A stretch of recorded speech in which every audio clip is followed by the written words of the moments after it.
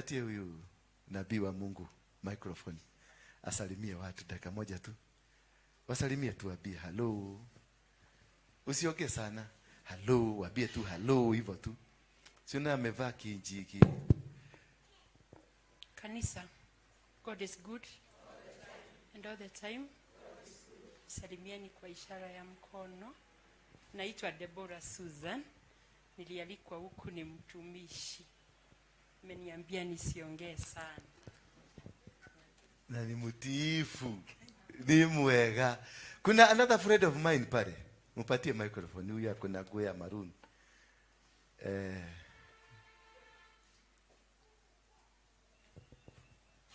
Praise God. Praise God. Kwa majina naitwa Agnes. Nimekuja kushiriki na ninyi siku ya leo. Nimealikwa na mchungaji. Mpigie ni makofi. Na kuna huyu mama wa Theka huyu.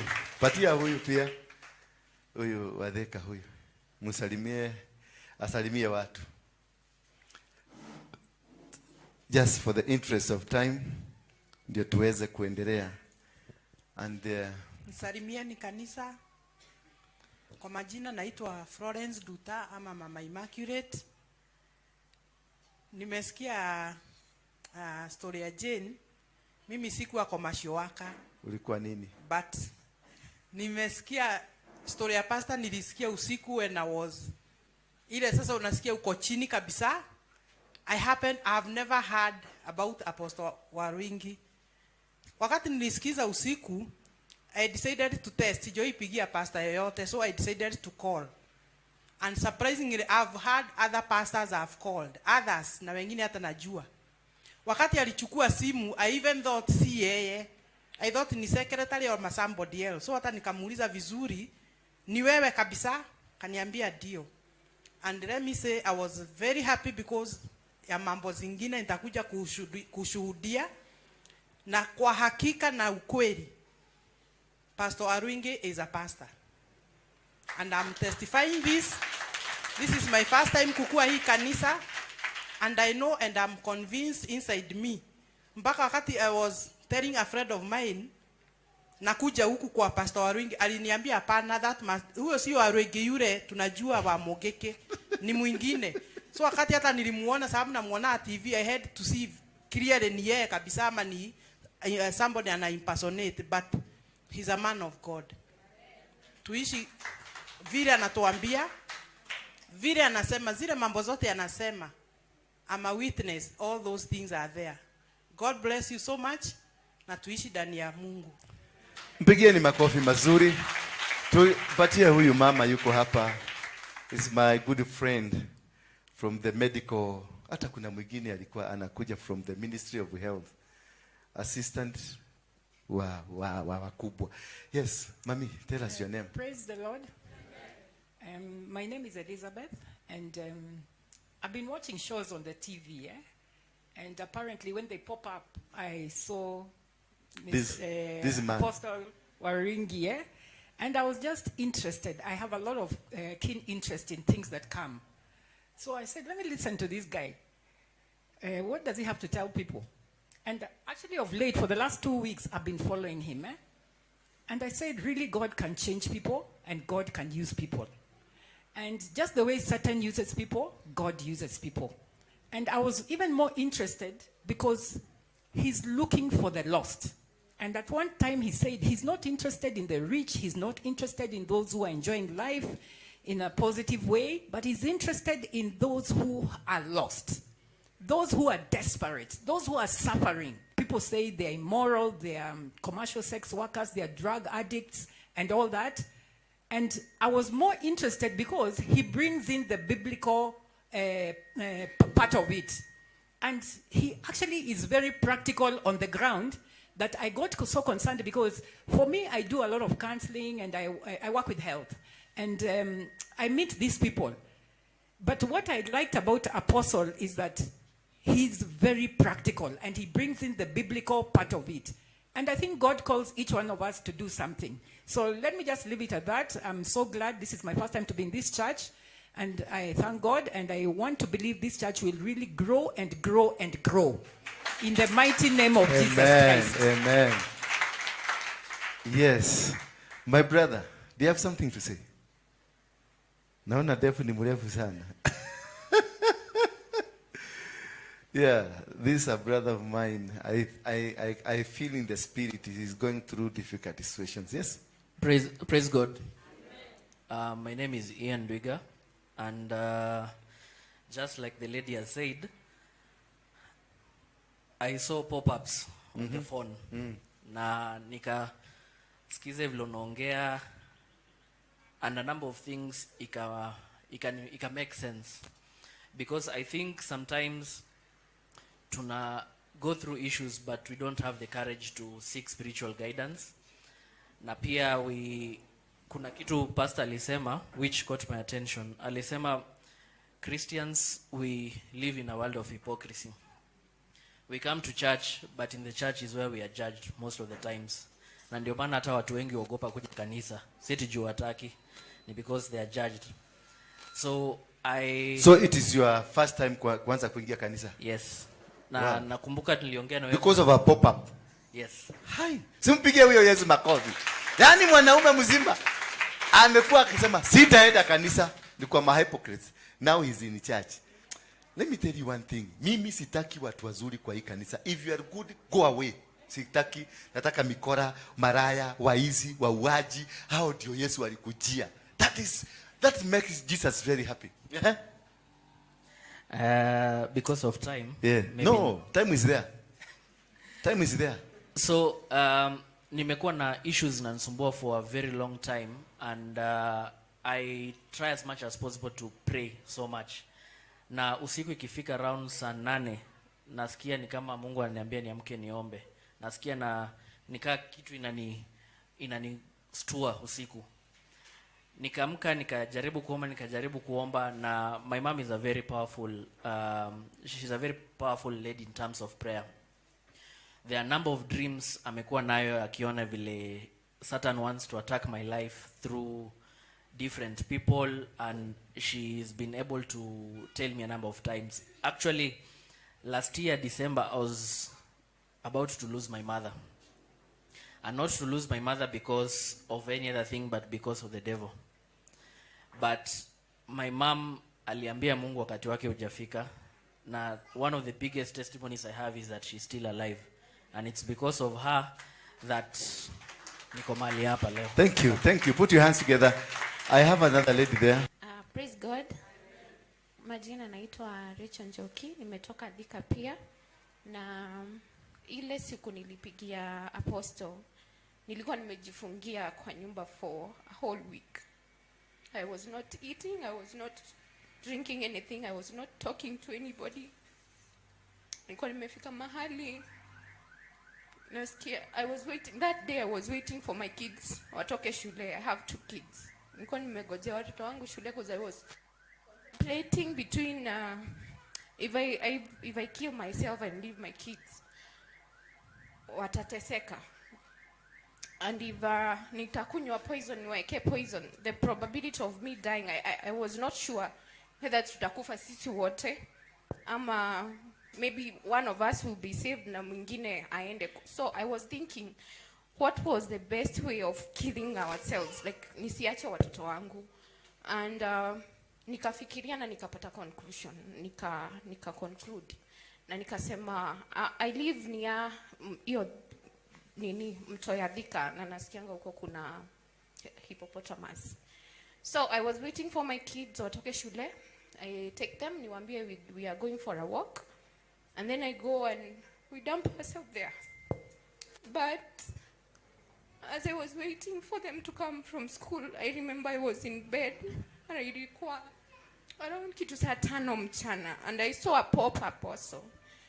And I just said, let me just open. And then nilitoa sikuanza the video from point 1. Nilitoa hiyo kitu ya red nikaisukuma up at a certain point. Na wakati niliplay, you were talking about venye people ulienda ukapatana na Bishop Harrison Nganga in a corridor. So and nimekuwa fellowship huko kwa Harrison Nganga for a long time. And when you uliniambia people are saved na wewe ukabaki hapo, I felt like I should listen to the whole video. So I started from point 1 and I listened to the whole video, and I said also, venye amesema, let me just try this number. If he'll pick, then I'll cancel everything. If he'll just pick and listen to me, because me, I'm also suffering from rejection from when I was born. Like, ujitafutie masomo, ujitafutie kila kitu, ujitafutie everything. And I remember one day I came to Nairobi after nilipitia children's home. I've gone through a lot. Na mwenye alinitoa children's home akakuja kukaa na mimi. One day aliniacha tu akaniambia nafanya harusi, so ujipange. And I didn't know Nairobi. So I remember that lady over there akisema ati she was ready to sleep hapo Jivanji. And I remember nilichukua matatu za Kiambu without knowing where I was going to. That is when nilimaliza form 4. Na nikakuja niko hapo G. Na nikakaa hapo, and I was ready to now become a street child. Now, I was just rescued by a stranger. Just a stranger. So unangangana na maisha, I think because of the forces of rejection, you're rejected by your parents, you're rejected by everybody. Even if you try even to do business, una fail to, unapata, you have so much, people reject you, people hate you. So ilikuwa imefika mahali mimi niko na biashara, nimeweka biashara, haijiripi, siwezi kulipa rent, siwezi kufeed watoto wangu. And I was like, I'm just fed up. Madeni, everything, people are calling you, you cannot even go outside the house. And I think, nikafikiria too, this is just too much. I've really tried for 31 years. I've really tried to struggle to live. And I felt like, no, I won't live again. So the moment Apostle picked my call and he listened to me. Na akaniambia, fanya hivi. I was also not believing ni wewe. Nilikuwa nafikiria maybe ni another person ameweka namba yake hapo wa confuse watu. So the moment he invited me to come today, I said nitakuja hata kama nimechelewa. I thank God I'm here. Nimemuona ni yeye mwenye niliona kwa show. I really thank God because you showing up in that video made me, right now I could be dead. Right now my kids could be dead. But I thank God. My life is not solved, but niko na hope ya kuishi through yeye. Put your hands together for Jesus. Bwana Yesu asifiwe. Bwana Yesu asifiwe tena. Mimi naitwa Rosemary Wangare. Nimekuwa nikifuatilia video za Apostle. I've been following like for about 2 weeks or thereabout. I didn't know about him before that, but I just went to YouTube one time and I saw one of his videos. So I started watching, and because I usually follow Jeremy Damaris, so when he was interviewed, I got a pop-up, and when I listened to that, that is when I knew I've not been going to church for the same reason people are talking about, being profiled and seeing people being judged. I don't like judging people. Me as a person, even when somebody is very bad or doing whatever they are doing, I don't like judging them. And I've been going through a lot, being judged myself. I am a divorcee, and we are usually profiled so much, even in churches, until we feel out of place. And I've been having a lot of issues that I got some. I knew I would get answers from him about altars, because I believe that in my family there are altars that keep pushing us down. I usually make a few steps forward, then I'm pulled backwards. So when I heard him talk about altars, I knew. Even when I called him yesterday to ask about the church, I asked him whether I can see him one-on-one, because I would like him to talk to my brothers. I'm the firstborn in my family, and the rest, they look up to me. And my brothers have been telling me that you know about God. You usually pray. Why can't you tell us how to get answers? One time, one of my brothers called me very late at night, and he told me, I want you to tell me because you've been in church. And I know that there are problems in our family that I don't know how to view them. So he told me, can you tell me whether we will get answers from Jesus or we will get from I don't know what to call it, kiama. Kiama. Yes. So he asked me that at night. So can you tell me that? And like a month ago when I went to my home up country, because my brothers, they do business even here in town. One of my brothers is very good in IT. But the enemy has pulled him, or the altars have pulled him back to our home. That is where he is now, very desperate, the one who follows me. So the other one, the youngest. How old is he? He's 42 or 3. Give him my number. I'll look for a job for him. Yeah. So when I had that one of Jeremy Damaris, I called my friend. She's my friend. She's a counselor. I told her, how many counselors? Counselors ni wangapi wako hapa? I think there's something kuna kitu Mungu anafanya hapa. Simameni. If you're a counselor mama juu tu. So I told her. Ngoja kidogo. If you're a counselor, just stand up. Wow. There must be something. God cannot bring all these people without a reason. I can see millions of people coming here. Amen. Bwana Yesu asifiwe sana. I can see you not sleeping. So prepare for your no sleeping, no going home. If you're a husband, mwambie tutaenda break kidogo.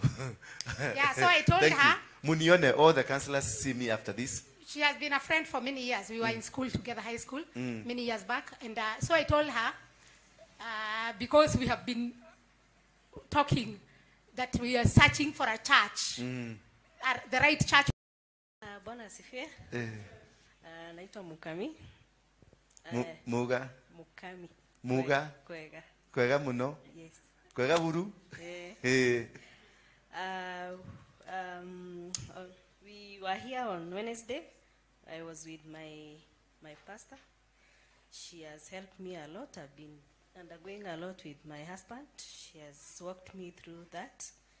We are not yet there, but we are going there. You will be there. Yes. Thank you. All right. Pigia Yesu makofi. Bwana asifiwe kanisa. Bwana Yesu asifiwe. Kwa majina ni Jacinta Wangeshi na nimeokoka. Mimi ninampenda Bwana. Lakini ile nimepitia, hakika kama sio huyu Mungu, mimi ningekuwa nimekufa. I stayed in Nakuru Women Prison for 3.5 years. Kwa kesi 3.5 years. Yes. Walika ngapi? In prison. Mvugwa mwenzako mwingine ni mgani wa jela? Mwenzako mwingine hata wewe mwenzako mwingine wa jela ndio ule. Tuko wengi. Alafu tuendelee watu wa jela. Kwa hivyo wakati my friend aliniambia juu ya apostle, nikasema that's the place to be.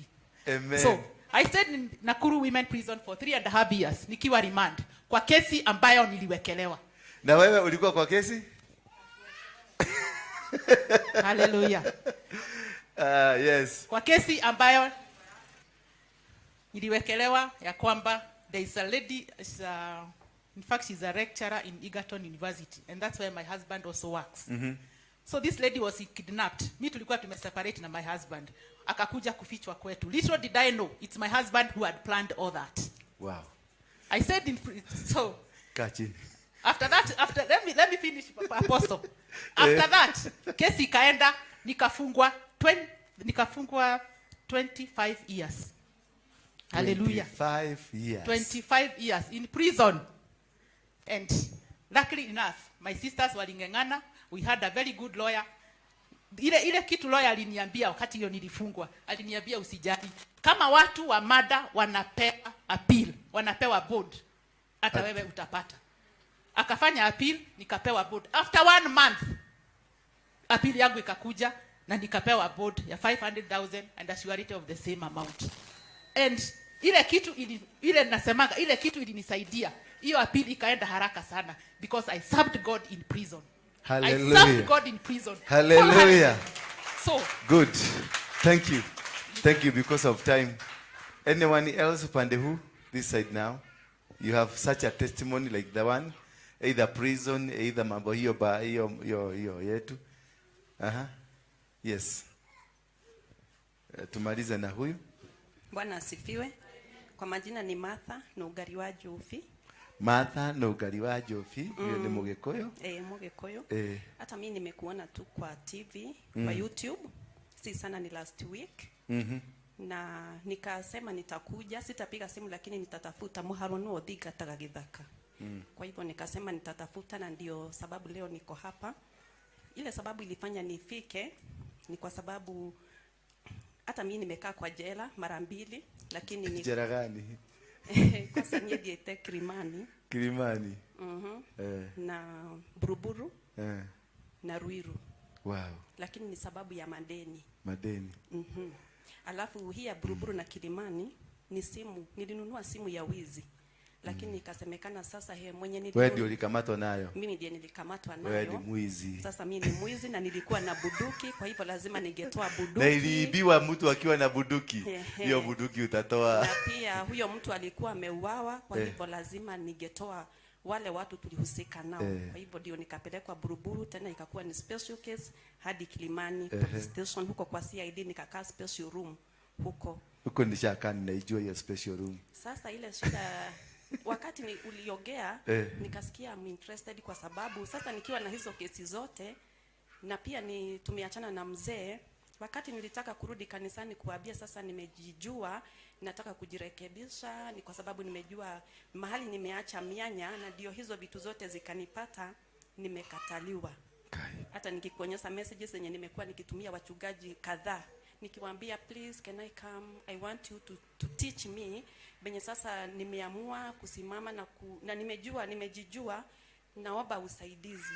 Kusema ukweli hizo messages niko nazo, nimejaribu kuongelesha watu wengi wenye walikuwa wananijua, mapasta, elders, lakini sijafanikiwa. Kwa miaka 2 nimekuwa tu sina kanisa, lakini nilisimama is me and God kwa sababu Mungu ni wewe unanijua na moyo wangu umebodeka na hakika nataka kujua zaidi jinsi sitarudi tena kwa hizi vitu, kwa hii mitego.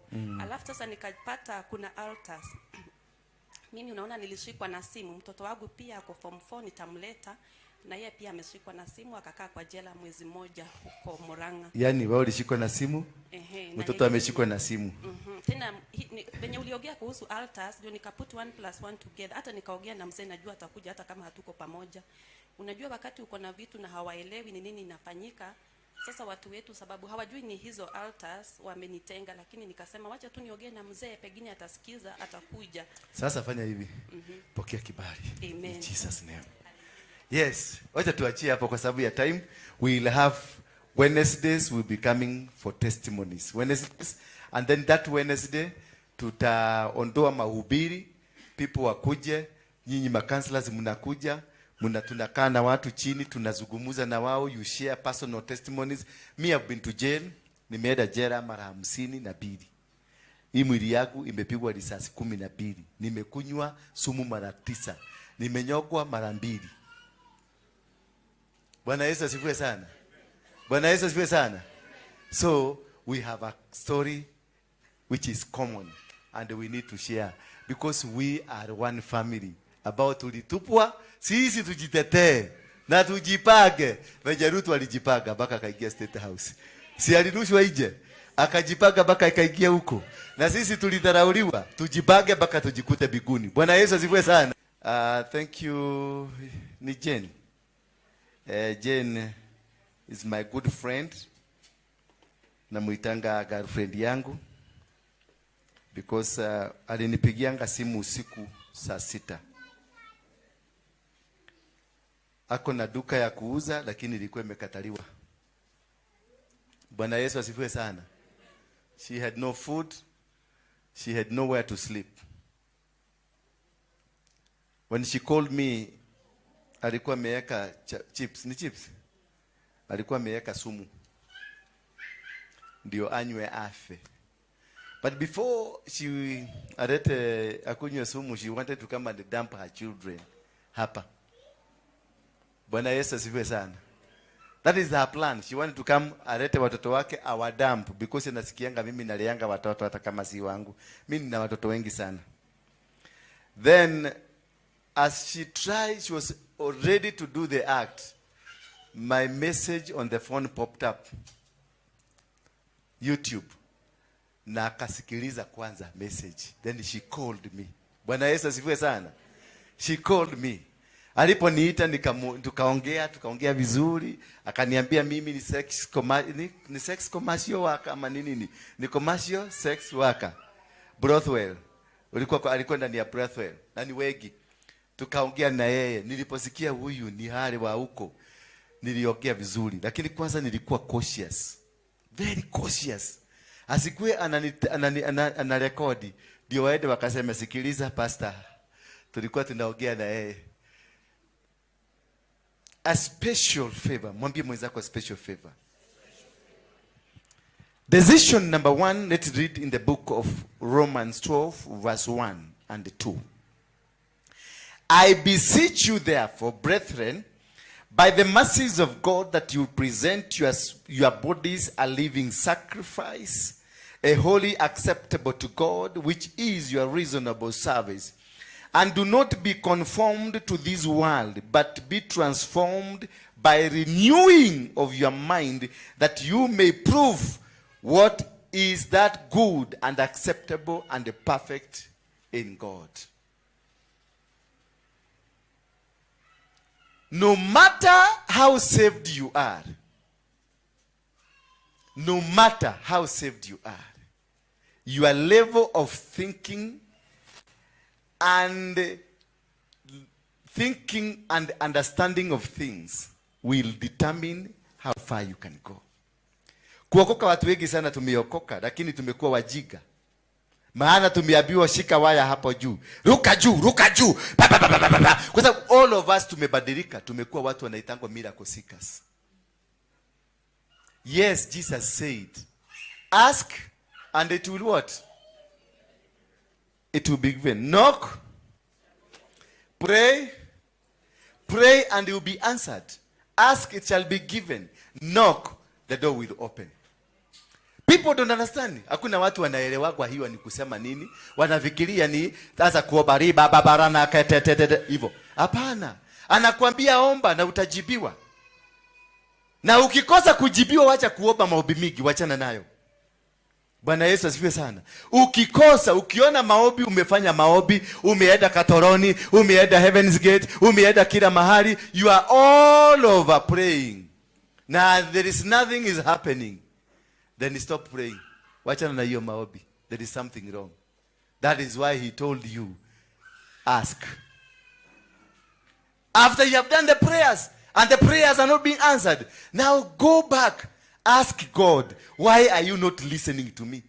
Ni kwa nini Mungu hunijibu? Nimekuomba, nimeenda milimani, nimetoa sacrifice, nimetoa inaitwa nini? Nimevuja madhabahu, nimefanya hii, nimefanya. That is you go back. Anakuambia go back. That is statement ya Jesus Christ. Stop praying. Now ask. Nenda kwa Mungu muulize sasa, ni kwa nini haunijibu? Nimekuongelesha, lakini haunijibu. Najua uliomba ukiwa prison na hakukusikia. Najua uliomba, hadi kila mtu hapa najua ameomba sana. You've been praying. Unaona doa yako ni kuanguka, inaanguka. Unaomba, unatoa sadaka, dhabihu kwa mapasta, kila mapasta. Every church unajua huko. Mali unasikia kuna neno mzuri. Boma yako itakuwa mzuri, unakimbia huko na sadaka. Now that is the time of asking God, ni kwa nini Baba haunijibu? Naye Baba atakujibu. Atakuambia reasons. That is where now you seek to know. Understand. Ujue, ndio nakuambiaga. Before you even bring your sacrifice here, before uanze kufanya mambo mingi sana, understand yourself. Jiulize maswali. Why, ni kwa nini kwetu kuna divorces? Ni kwa nini kwetu hakuna mwanaume ameoa? Kwetu hakuna mwanamke ameolewa? Kwetu hakuna mtu ako na kakitu? We are all poor. We are all suffering. We have nothing. That is now you are asking. You are not praying. You are asking. Unaangalia kwa mama yenu unaona kama kwa wameolewa, unakuta kweli kwa hakuna doa. Unaenda kwa baba yenu unakuta ni walevi wote, unakuta hapa. Sasa unajua hapa kuna madhabahu ya nini? Ya doa. Na hapa kwingine kuna madhabahu ya nini? Ya ulevi. Unajua wewe ni product ya vitu ngapi? Bili. Now you are asking God. You ask God, you want. Once you pray and it's not happening, because a prayer is supposed to be answered by God immediately. A prayer is supposed to be answered because God told us, Yesu alituambia muwe mkiomba hivi. Bwana Yesu asifiwe sana. Na kama umeomba hivyo Yesu alikwambia na haujasikika, basi kuna kitu kimekuzuia. There is a block between you and the answered prayer. The prayer is on the other side, the answer is the other side. Na wewe uko pande hii nyingine. Kuna ukuta wa Jericho. Sasa hapo ndio Mungu, ndio unaenda kwa Mungu na muuliza ni nini? By doing the research. Most of things that are happening in your life, they are not normal. They are not normal. They are not ordinary. Kuna vitu ziko ndani zako zinakusumbua, lakini ukifuatilia mzuri, it is not you. There is a spirit in you that is speaking. Huyu msichana ametuambia aliintroduciwa kule hapa na mama yake. So whatever she was doing, it is her mother. Whatever she was doing, you can condemn her. Unaweza kumpiga, mumuchome, mfanye mambo mengine, lakini hiyo spirit itaruka, itaingia kwa mtoto wao mwingine, because it's a spirit. Bwana Yesu asifiwe sana. So it is not my father who prompted. Sitatumia jina ya baba yangu kujulikana. Mimi ndio nilifanya baba yangu ajulikane. Kwa hivyo, what was driving me? What is the driving cause? What is this that is driving? Ni nini msukumo hii inanisukuma? What is it driving me? That is what you need to ask. What the challenges you are going through, what is the driving factor? Is there any pattern? Is there a pattern in whatever you are going through? Is there a pattern? Ujiulize kwenu, wewe umedivorce, dada yako alidivorce, mama yako alikuwa amedivorce. Ama ujiulize, baba yako, mama yako alikuwa ameolewa namba 2 na wewe tena umeolewa namba 2. There is a driving force. Hiyo sasa ndio you stop praying, you ask. Ask ni kwenda kuuliza, kutafuta utafiti. Sasa unakuta wewe ni pastor, lakini vituko hilo nafanya ndio hiyo ya kwenda kwa inake, ndio hiyo ya kufanya vitu vingine, kwa sababu wewe you are not a pastor. Enda ujitafute kwenu, utakuta ulikuwa muganga, kwenu kuna ugaga, kwenu kuna ulevi. Na ugaga, it is an altar that speaks in you. If it was not broken, it will still stand. Kama hiyo kitu, kama ni ulevi, ile walikuwa natengeneza muratina. Hiyo muratina ilikuwa na kabla itengenezwe wanachinja buzi number 1. Alafu ikitengenezwa wanachinja buzi gine number 2. Wakati wa kukunywa inachotwa na yule dedicated for that job. Anachota, anakunywa kidogo, anatemea mate, alafu anamwaga to invoke the spirits of the dead. Shosho, guka, wati, anawataja kwa majina, anaitisha hiyo spirit. Whatever that is invoked spiritually, it is an altar. It will continuously speak in your life. Sasa nyinyi mababa zenu walikuja, Mofea akakuja na Mwagirikana na matu wa PCA wakakuja, wakawaambia sasa edeni hiyo kitu, hiyo vitu ya baba yangu kayenu miano, hiyo vitu walikuwa nafanya nao, edeni mchome. That is not a recipe of destroying an altar. Ni kuchoma umechoma, but have you destroyed the spirit? No. The spirit is still existence. That is why unasuburiwa, kwa sababu hii kitu ilikuwa itoke kwa guka yako ikuje kwako. You are supposed to kubeba hiyo mzigo. Kwa sababu this thing was transferred from one person to another person. Mzee akizeeka, kuna yule alikuwa anapokezewa kijiti. Kwa hivyo wewe umechoma hizo maviparaphanarias, but the spirit, it is still existing. And there is an angle mwenye anaendeka kwa aganga. Huyo angle anaendeka kwa aganga, ana activate hiyo iko kwenu, hata kama nyinyi wote mmeokoka. Ndio nasikiaga watu wanasemaga, si kwetu mwezi wa 7 kuna kufaga mtu. Bwana Yesu asifiwe sana. Mwezi wa 5 lazima kwetu kutokee accident. Mwezi wa 2 lazima kwetu kutokee jambo fulani. Kwa nini? Hiyo mwezi ndio walikuwa wanatoaga sadaka ya kuchinja. Na ukiona kuna accident inatoka, ni damu inafanya nini? Kwa sababu wale waliambiwa, wale walimwagiwa pombe wakayagoreswa, wanaitishaga, wanaulizaga watu walienda wapi? Watu walikuwa natupatia hii walienda wapi? Sasa wakikosa wanagoga. Mko wapi? Sasa hiyo kugoga unasikia kiaccident chua. Damu inamwagika, wanafurahi, wanatulia. Wakikuyu wanasema ngoma cia turika ni guthijirwo. Yaani mashetani ilikuwa inakuwa na tabia ya kutoleka. Kutoleka ni aje na Kiswahili? Kutoleka ni aje na Kiswahili? Yaani you become what? Wale wamesoma.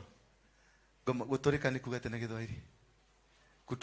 Kutoleka ni kuwa mzoefu, tabia baya ya kuwa mzoefu. Yaani walikuwa na shijia mashetani.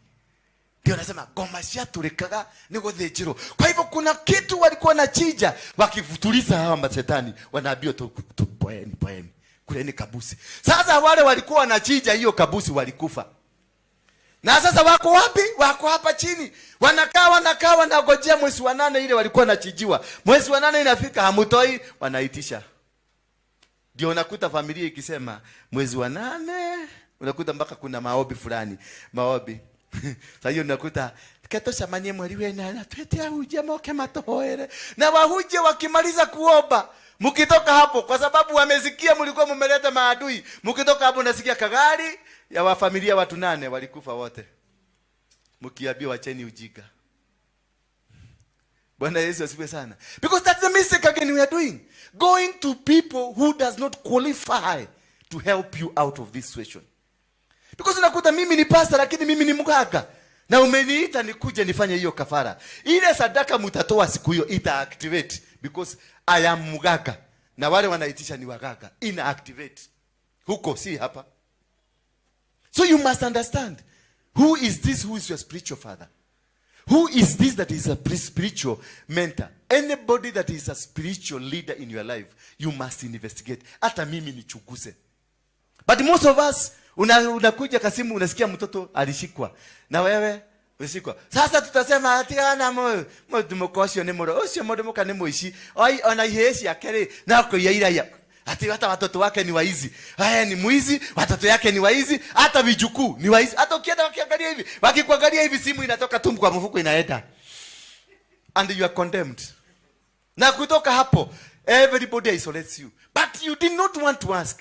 Mbona mtoto akue mwizi? Mama akue mwizi. Hata shosho ukifugusa mzuri alikuwa mwizi. That is, you don't need to condemn that person. You need to ask what it is. That is asking. Asking. Now that is you stop. Unawacha ujinga ambao bimigi yali na mbori na katarababa. Unakuta kamutu. The more you are praying, the more you are becoming poor. That is why Christians are poor. Very poor. The largest number of poor people in Christian. And the largest people going to heaven in Christian. How will you go to heaven? Unaenda kufanya nini heaven? Umekamatwa na umasikini hapa duniani. Unaenda kufanya nini heaven? Utakubalika. Wanajua masikini inakuja. Huko heaven hakuna masikini. Ni watu tajiri because huko ni kwa Baba. The owner of silver and gold. Bwana Yesu asifiwe sana. Why is he called the owner of silver and gold? He is the king of kings. I am a child of a king. I should live like a king. Genesis chapter 1, verse 28. And God blessed them. And he told them, be fruitful and multiply. Bwana Yesu asifiwe sana. Sijui kama tutaelewana. Tunaelewana? Wakristo ni wangapi hapa wanaenda mbinguni? Sisi wote tunaenda mbinguni. Lakini lazima tubadilishe jinsi ya kukaa hapa duniani. We must change. So it is very important for you to understand what is eating you. Not always running wende. Maombi ni muhimu. Na maombi ukijua sasa maombi, this is what is hurting me. This is what is hurting our family. Then you sit down to ask, what can we do to remove this? That's now when you bring the man of God. And this man of God is not any other man of God. This man of God must be found in the book of Hebrews. Tusoma kitabu ya Hebrews. This man of God must be found in the book of Hebrews 5, verse number 1. And this is what it says. For every high priest taken from among men is appointed for men in things pertaining to God, that he may offer both gifts and sacrifices for sins. He must be a high priest. Anybody to destroy, to break down ile altar iko kwenu, lazima aitwe mudhejeli wa Gai. He must have the understanding of the altars. And they must be having the formula. Na ukijua kuna altar kwenu, ndio unarudi tena sasa kwa Mungu. After you ask, you go back kwa Mungu. You knock. Bwana Yesu asifiwe sana. So once you understand, that is when you knock. And you knock, God will tell you. Not man. It is God who will tell you. Bwana Yesu asifiwe sana. This is God who will tell you that chukua kitu fulani, upeleke kwa mchungaji, utoe kama dhabihu, ndio ufunguliwe maneno. Tusome kitabu ya Judges. Kitabu ya Judges 6. Then the children of Israel did evil in the sight of the Lord. So the Lord delivered them into the hands of the Midian for 7 good years. They did evil in the eyes of God. That is why they were handed over in the hands of their tormentors. Could you be suffering because you have been handed over by God? Na ile maombi yote unaibaga umeomba ni ya kukemea. You are supposed to remain there. At that position they have grounded you. Until when you discover that this thing is operating in you. That is when. Hao ndio Wamidiani. Wanachukua pesa yako.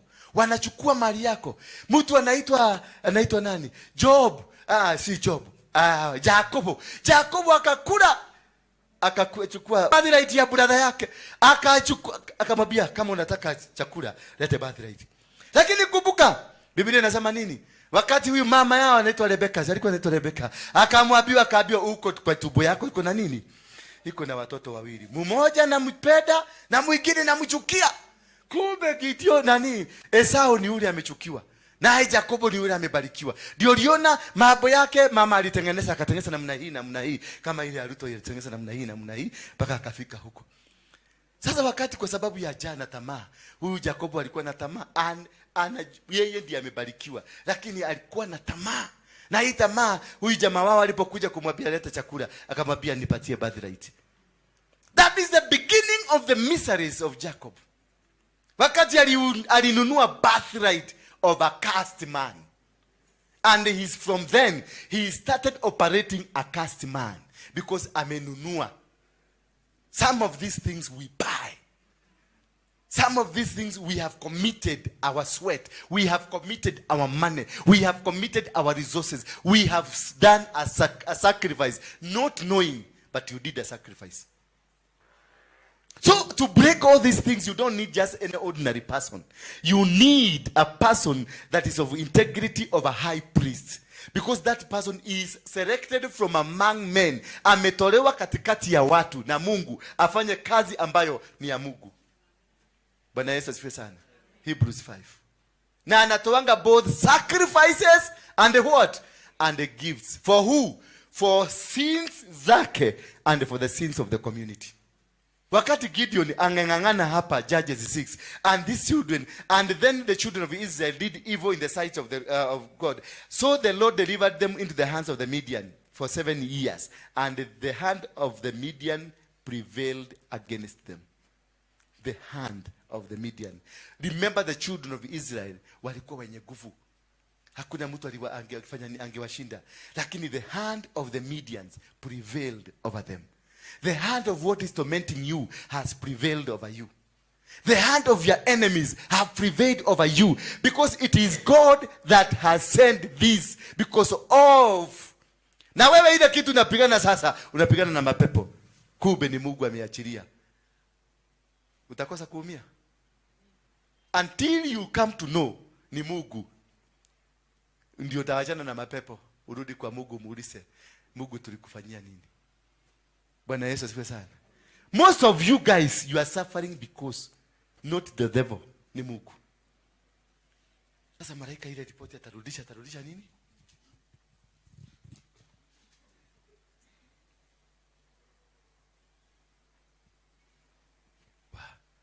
Nani huyo? Amefanya nini? Ngoja kidogo, weka. Ngoja kidogo. Once you've prayed and the answer is not there, you go seeking. When you find what you've sought, go knocking. Tell God, I hear, I understand we have a spirit of immorality from the days of our grandfather. Now God will tell you. Akamwambia Gideoni, maraika akakuja akaambia Gideoni, Judges 6, akaambia Gideoni ya kwamba wewe utashinda hizi vita. Naye akamuuliza, nitashinda vita hivi namna gani? Na mimi ni mchanga. I'm the last born in our family and we are least in our clan. Naye Mungu akamuita, you man of valor. For him is seeing himself as a small boy, as a minute community. But God kule mbinguni anamuona kama mighty man of valor. You are mighty men and mighty women. But the way you look down upon yourself, you are so hopeless. But God sees you as mighty men of valor. He told Gideon, you man might of what? Valor. Mtu mwenye ako na nguvu jaba. Mtu mwenye ako na, akamwambia, you will win this battle as a man. Not as a community. Remember, Gideon was preparing a 32,000 army man. Atupigane na Wamidiani. Na alikuwa anapigana na Wamidiani bila yeye kujua kama angesoma verse 1 ajue, and the children of Israel did that which was evil in the eyes of God. Kama angekuwa amesoma verse 1, hangehangaika hiyo mihangaiko, angejua ni Mungu tulikosea, turudi kwa Mungu. Sasa ilibidi baka malaika akuja waonyeshe. Sometimes once we pray, once you live in the presence of God, once you show your reasoning of understanding and wanting God, ile desire ya kutafuta Mungu, God will send an angel. Mungu anatumanga malaika akuja kuambie. Ndio naambiwa, seek to know so that you can know to which authority you are going. Sio lazima tu kwa sababu uko chini ya pastor fulani ndio uende akakuvujia madhabahu. Hapana, seek to know. Once you know, then you can know which authority. Maybe ulienda, baba yako alikuwa anaenda kwa muganga. Muganga huyo alikuwa anatembelewa na watu kutoka Uganda, alikuwa anatembelewa na watu kutoka Tanzania, alikuwa anatembelewa na watu kutoka Somalia. Huyo ukaona mtu alikuwa na international cloud. That is an international altar. So you need somebody who has an international authority. Wacha ile pastor metabua pale. Ate onde motabulete muno. Na ginya kwa ogeshagi hakuna mahali anatokaga. Beyond geshagi yao ni hapo tu. Yes, anagongaga neno mpaka watu kila mtu anatabulikana, anasemanga kenywa nawe muhuja. Kenywa nawe. Lakini mkimtoa huko mlete Nairobi anakwisha. Kuna watu wako na authority ya mji, na kuna watu wako na authority ya vijiji. Kuna watu wako na authority ya kitaifa. Kuna watu wako na authority ya Afrika mzima. Kuna watu wako na authority. Benin ako na authority ya dunia. Bonke ako na authority ya dunia. So until you are able to identify, to know what is this that is stopping you, to know what is this that is eating you, you need to be able, ujue ni nini. Kabla hujaanza kiberebere ya kuruka kanisa hii kuruka ingine, and ukue mtu mkamilifu, kaa chini utengenezwe. Alafu angalia vituko vya mchungaji wako. Ukiona hapa kuna vituko, tafuta Mungu, muulize, give me direction. Tell me where I'm supposed to go. Tell me, to which servant am I supposed to sit down? And be obedient. Sit down and be taught. And be obedient. Sit down and be guided. Another mistake we make here in church. Unakuta wamama wamekuja wamekuzoea. Kwa sababu umezoea kukula na mama dasi hapa bili na kachai, wamekuzoea wewe ni mchungaji. There are people who you don't touch. There are people ukimuona hivi ni mchungaji lakini si mchungaji, ni madhabahu. Bwana Yesu asifiwe sana. Alafu uende kucheza na yeye, utachomeka, maisha yako yote utachomeka. So for you to excel, you must be able to know. First of all, you clear the way. Na nataka nikufundishe, nikwambie siku hii ya leo, kuna tofauti ya kuokoka na kukombolewa. Madhabahu iwezi kukuacha, na msifikirie ati kwa sababu umeokoka. Wacha nikwambie, Abraham, hakuna mtu amebarikiwa kama Abraham. Ama kuna mtu dunia hii? Kuna mtu dunia hii amebarikiwa kuliko Abraham? Aliambiwa kizazi chako chote. So we are the blessing of Abraham. Bwana Yesu asifiwe sana. Aliambiwa kizazi chake chote kitabarikiwa. So the blessings we have is because of who? Was he saved? He was not. He was not. So So there are principles of the kingdom. The principles, ku understand the principles ya kule binguni zinataka aje. Na hizo ndizo principles unakuta watu wa kwa shetani wana apply, watu wa Islamu wana apply, watu wa Hindi wana apply, kila watu duniani wote wana apply. Mungu akaniambia there is a generation waiting for you. Uanze kazi, wabadilike. Why are you here? Mzee, umesema kanisa uendagi. Walisema kanisa uliwacha kwenda. Lakini because of seeing me kwa kakazimu mmekuja kanisani. Hawa wana wa Israeli hawakuwa najua wa Midiani ni agent wa Mungu. Hawakuwa najua as they are calling themselves that we are God people, the Midians also were God people. So there is no way you can fight, God can fight himself. Until a time wakati Gideoni aliambiwa nenda kwa zizi ya baba yako uchukue ng'ombe wawili. Uende kwa madhabahu ya baba yako, uvunje hayo madhabahu, uchenje ng'ombe wa kwanza uvunje, alafu ujenge madhabahu ingine hapo, unauchinje ng'ombe mwingine. That is when they knew kube shida ilikuwa si wa Midiani, ni baba yetu. There are people who are suffering because of their parents. There are people who are suffering because of their great grandparents. There are people who are suffering because kule umeenda kukaa kama mtoto wa kiroho. Unaweza kuja hapa usafe. Yet I'm preaching the word of God. Lakini you are not supposed to be here. You are supposed to be somewhere because we are called differently. Bwana Yesu asifiwe sana. Wangapi wamebarikiwa? Wangapi wanasikia nilikuwa nimeanguka, ninataka kuokoka? Na mkono wako juu. Simama. Simama tu. Simama tu. Unasikia kwa hakika I have not been right with God. Simama tu. Kuja hapa nikuombee. Kuja hapa mbele nikuombee. Now you will see what God will do in your life. It will be enormous. It will be enormous. Wadi ko mothe. Korago ire.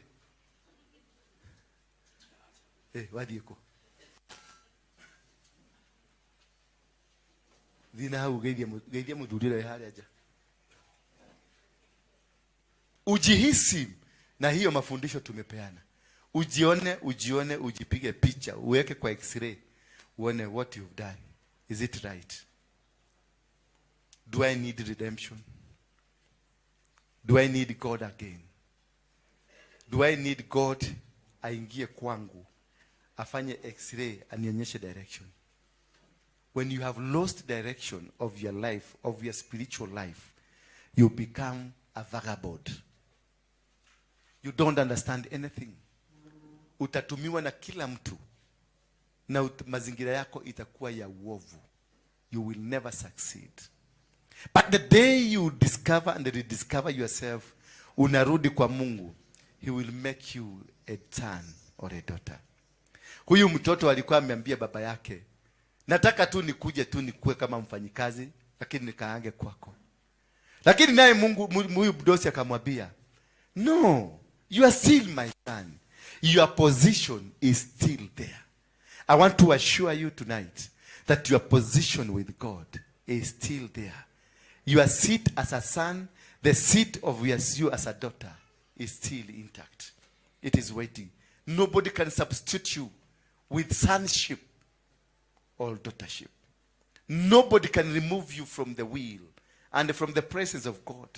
He will protect, and whatever he said of you will be renewed to you.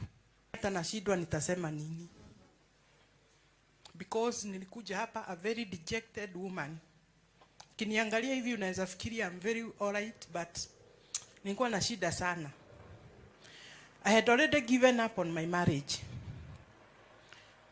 Mzee aliniacha because we had some issues.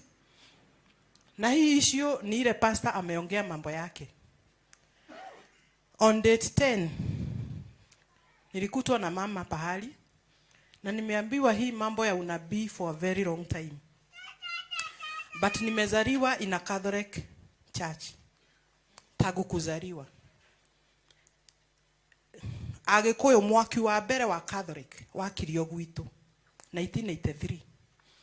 So wakati nilikuja town nimekaa Thika for 30 years.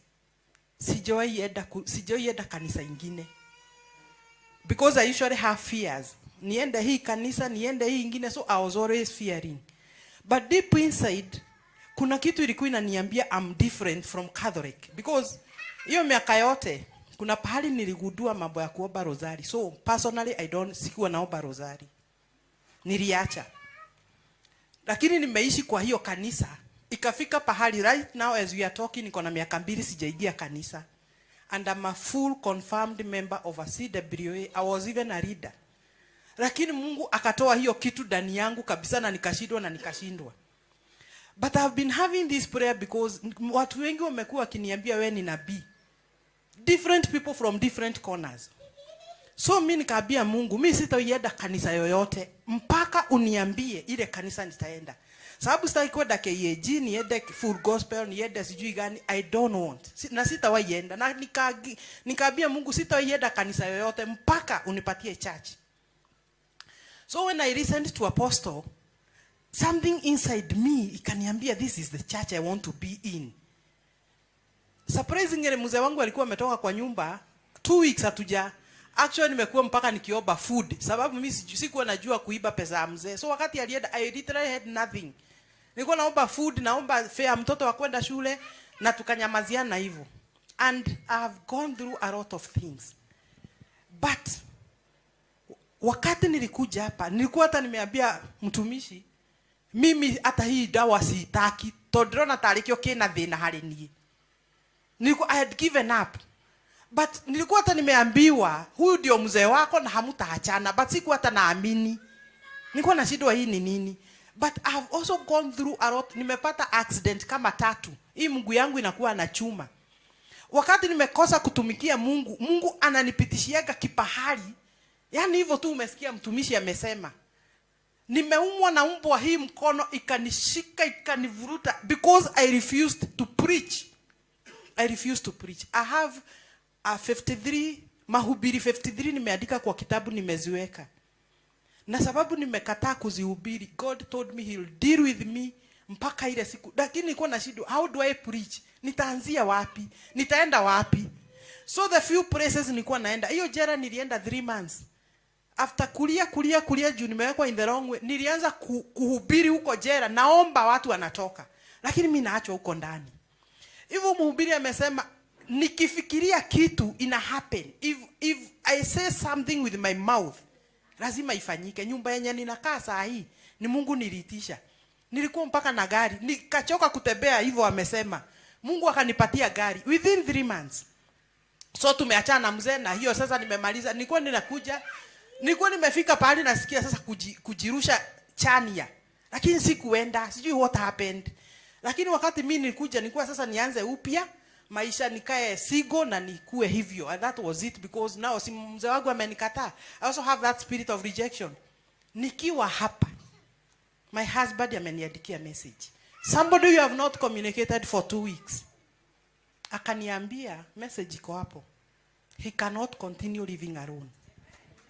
Hata sikuamini. Wakati niko hapa nikikuja begging, heo ilio, God is working on the other side. That thing, hata sijamjibu. Ameniambia ni mgonjwa ako Embu na hawezi. We need to meet and talk about this thing. Na ile kitu inafanya ndoa yangu iharibike ni madhabihu, altars. Kwa familia yangu, my own, all my brothers, we are 6, 3 of them, hakuna ako na bibi sahi. Wote wameenda. And they are very good. Si hata uwezi sema ni nini. But when you see naenda naongelesha mama yangu, so me, I didn't know where to go, what to do, because my mom is Catholic. Where do I go? To remove these altars, I go to the wrong authority. Naenda naita father, sorry to say that, naita father akuja atoe madhabihu. It was not working. My sisters, 3 of us, we are married, yes, but we have problems. My name is Duta. All Dutas in my mother's side, 9 of them, they have asthma. All of them. Even me, I was using another very costly drug. I have high blood pressure. Yani, vitu zinakufuata. But kuna kitu ndani yangu ilikuwa inaniambia, I have landed in the right place. When I came here, I have never felt. Sijoienda pahali ingine. Na that is why I decided to get saved. Nisijaamua kuokoka because siku natakaga vituko umeokokea sijui wapi. Nimeokoka siku ya leo. Na nitadumisha hii wokovu. Because this is the place I'll follow. Na muhoere Ngai muno tondu riumaga thika. Na fair na managa ini aliheaga. Because nataka I have been saved today. I want to be delivered. And apostle you at deliver our family. Tondu rete jerete mami ngagwethera mundu uria ukaruta mathina ma guku gwitu. Because hizi vitu zinatufuata na my mama najua. Na nikamwambia usiende kwa watu wengine, nitatafuta mtu. Na my mom believes in me. My brother about a month ago alipata accident. Kwetu kuna roho ya accident. Na niliambia ni hivyo tu mwezi fulani ikifika, damu yenye ilikuwa inatolewa haijatolewa, something happens. And I know this is the beginning. Let the devil know. This is the beginning of our salvation. Of our deliverance. Dada Jane amepata shida sana, but I'm saying this, hata nipate hizo shida. Hata kama itabidi nikutembea nini deyaragia. Kafanyikire super metro de mere, muniweke Nairobi sina fare, but I'll come here for the deliverance of our family. Bwana asifiwe. Thank you. Simpige makofi kama hauna